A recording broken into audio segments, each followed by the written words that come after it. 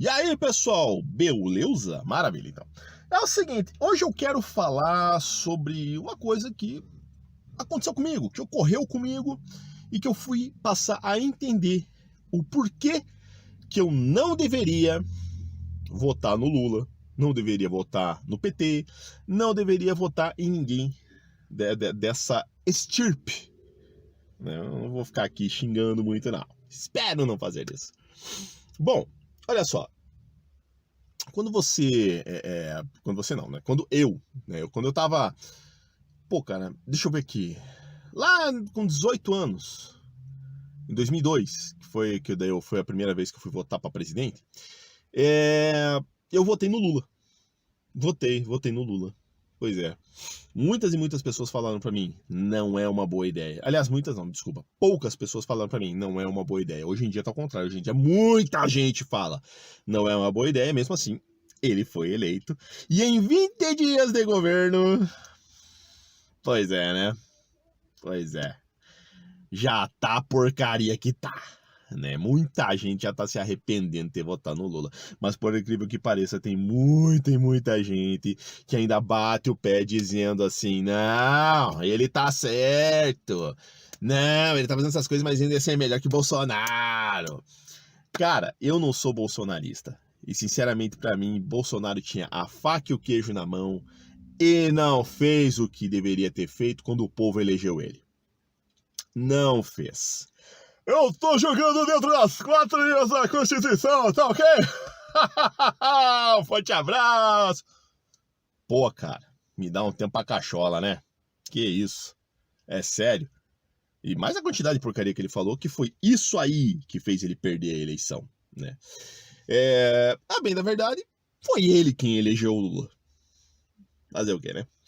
Bom, mas é o seguinte, eu votei no Lula em 2002, votei no Lula em 2006, votei na Dilma em 2010 para que eu não fosse chamado de machista. Olha a ideia, olha como é que era a ideia antigamente.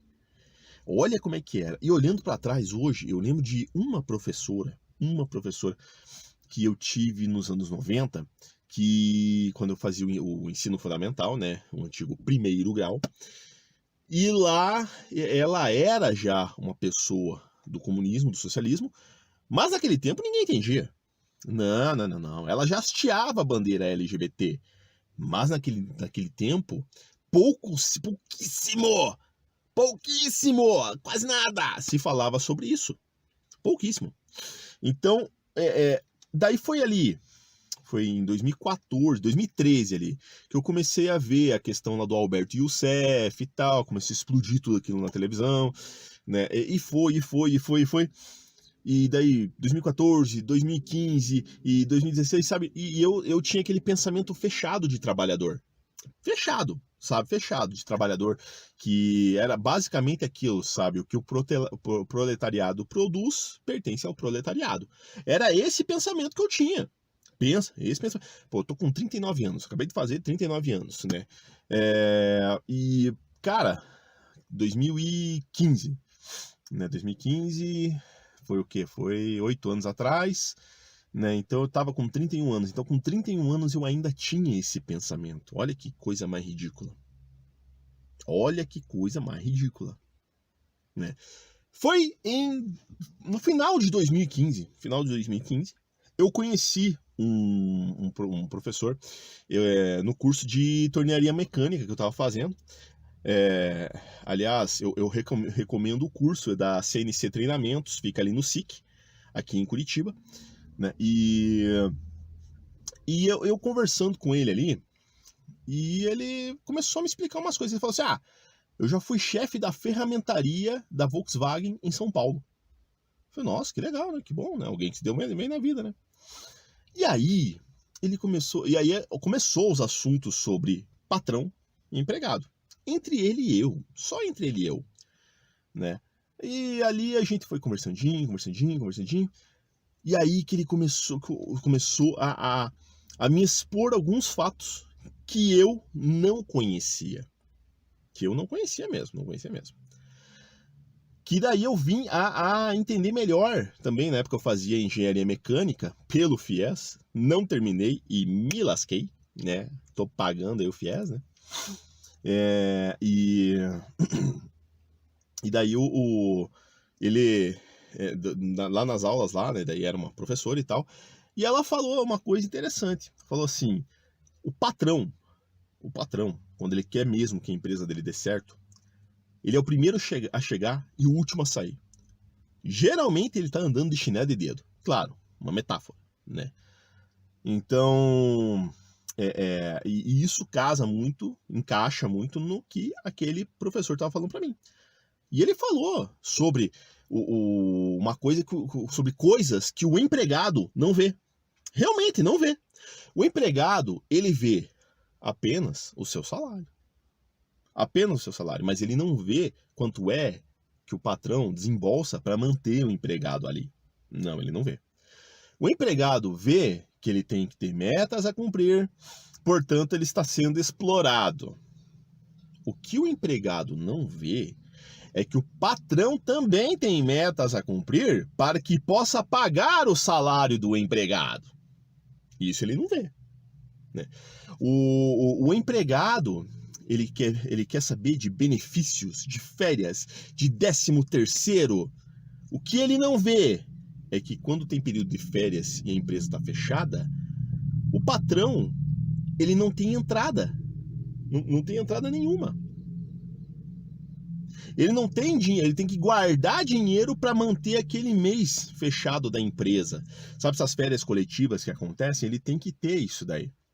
E quando um dos seus funcionários entra em férias durante o ano, o que ele tem que fazer? Ele também tem que ter dinheiro para cobrir aquelas férias daquele desfalque que ele tem na empresa. Isso o empregado não vê. Eu não via.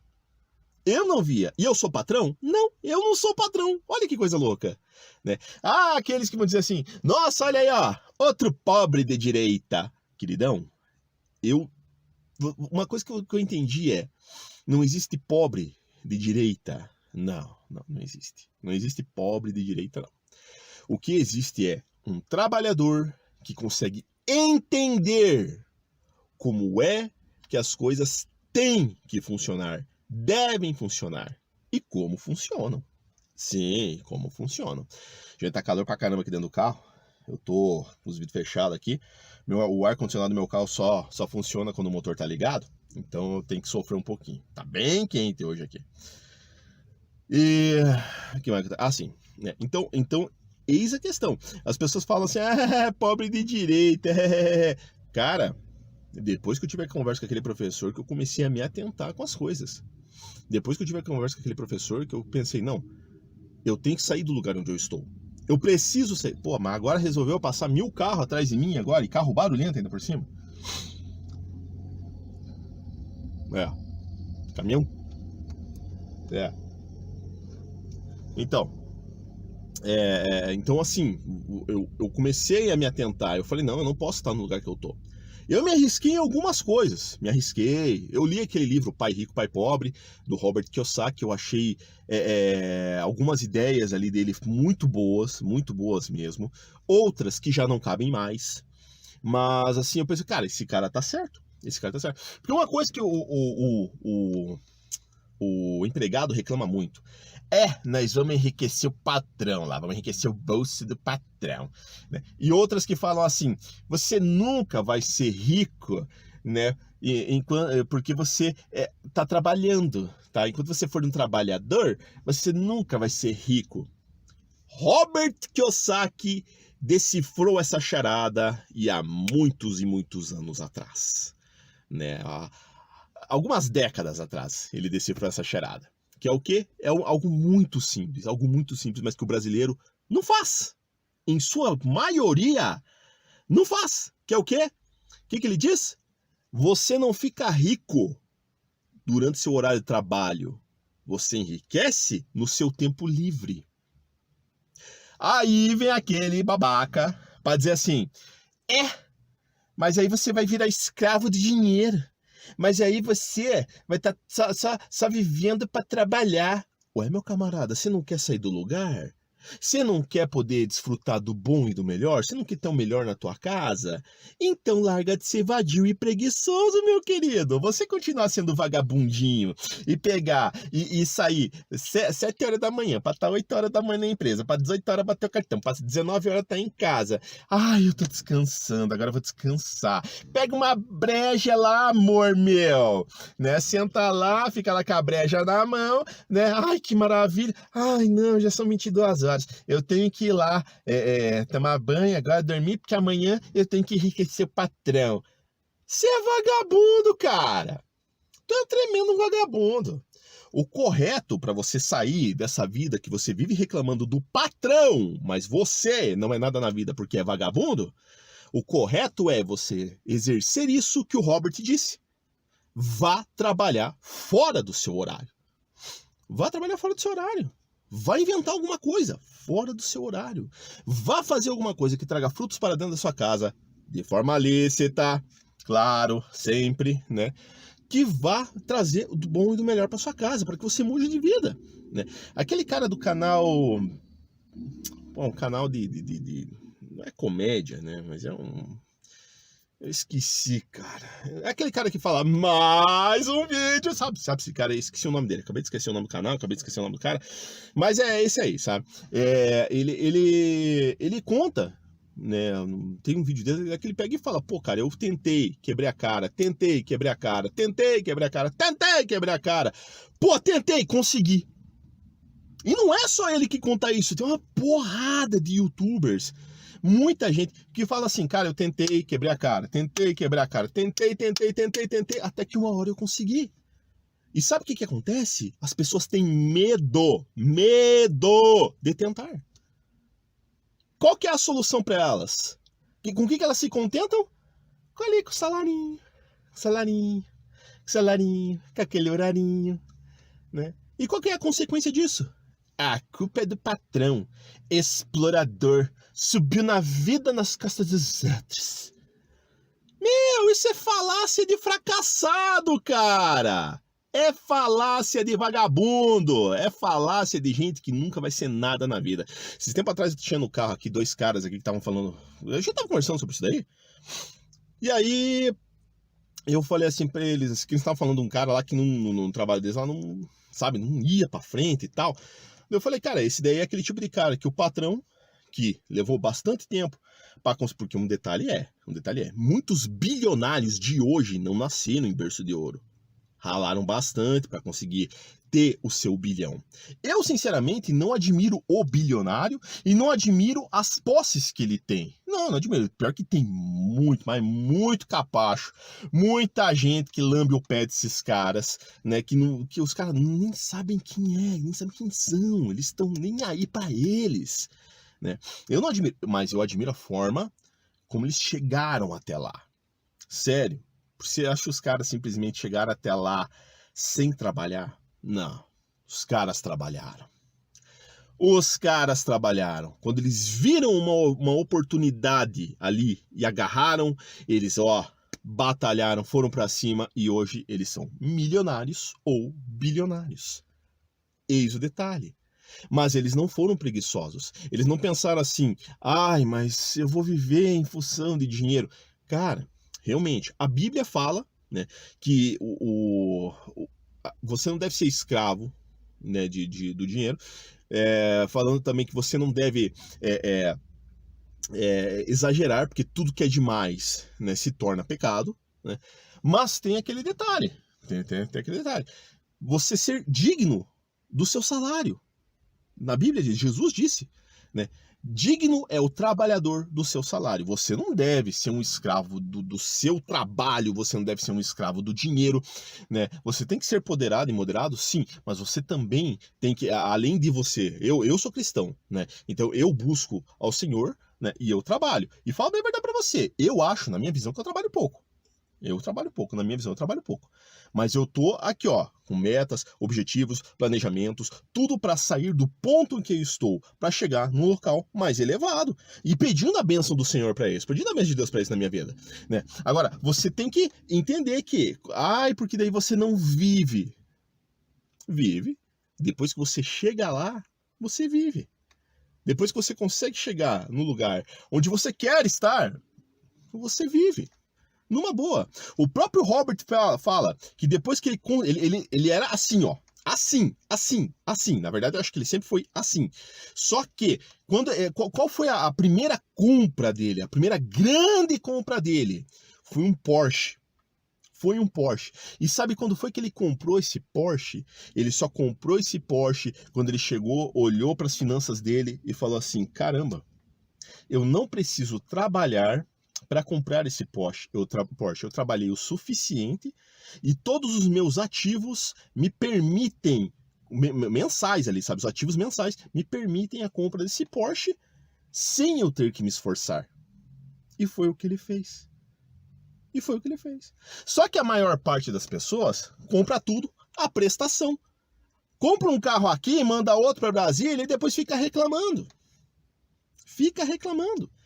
E a pessoa não corre atrás de chegar lá. Não, ela prefere reclamar do rico. Aliás, a própria Bíblia fala. Eu não lembro onde foi que eu li. Se foi em Eclesiastes, não consigo lembrar onde foi que eu li agora.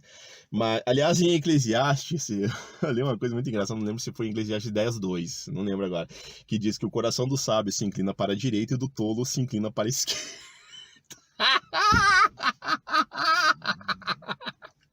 Cara, eu achei um sarro, sabe, quando eu vi aquilo dali. Mas se eu não me engano, acho que foi em Eclesiastes, não tô lembrado, né, que fala que nós não devemos falar mal do rico. Não devemos. Porque um rico que se dobra a Deus ajuda aqueles que têm necessidade. Se ligou no negócio? Então você tem que abençoar. Assim como Jesus fala, orem pelos seus inimigos. Então, acabou a bateria. Acabou a bateria do celular, esqueci de ver aqui como é que tava assim, carregando aqui, né? E também quantos por cento tava a bateria, mas acabou. Então, mas preste bem atenção assim, ó. Agora esse é um ponto em que você, ó, até desarrumei aqui. Isso, agora tá difícil. Então, mas esse é aquele ponto assim que chega e fala assim, ó, e você olha pro teu vizinho lá que tem 2 empregos, né? O cara tá ali, ó, batalhando. Você tá lá sentado no sofá. Não vive. Isso aí não vive. Ou seja, na tua visão, ele está enriquecendo o bolso do patrão e não vive. Né? Só que um dia ele vai conseguir. Obter o que ele quer. Ele vai sair dali. Ele vai ir para um outro lugar, um outro patamar. Né? E aí sabe o que você... acomodadão, vagabundão, vai dizer? Sabe o que você vai dizer? Ó lá, esqueceu de onde veio, esqueceu as pessoas, esqueceu os vizinhos, amigos. Você vai até falar que você era amigo dele, esqueceu os amigos. Olha só a pessoa nojenta que se tornou. Olha lá, subiu nas costas dos outros. Pois é, enquanto ele vai conseguir chegar aonde ele quer, você vai estar aí destilando ódio e vomitando inveja. Então, meu querido, não adianta nada você ficar falando mal de quem trabalha, ficar falando mal do rico, ficar falando mal de quem tenta e falha. Não vai adiantar. Por quê? Porque você é um medroso, um covarde, um acomodado. A verdade é essa. Vou encerrar o vídeo por aqui, então. Então é isso, pessoal. Até mais. Tchau, tchau. Falou! E pessoal, curtiu o vídeo? Opa, maravilha! Então aperta no likezinho aí, compartilha o vídeo. Se quiser, se inscreve, será muito bem-vindo. E ó, dá uma olhadinha lá no meu outro canal lá, hein? Denis Chizon, na palavra para edificar a sua fé, beleza? Falou, até mais, tchau, tchau, fui!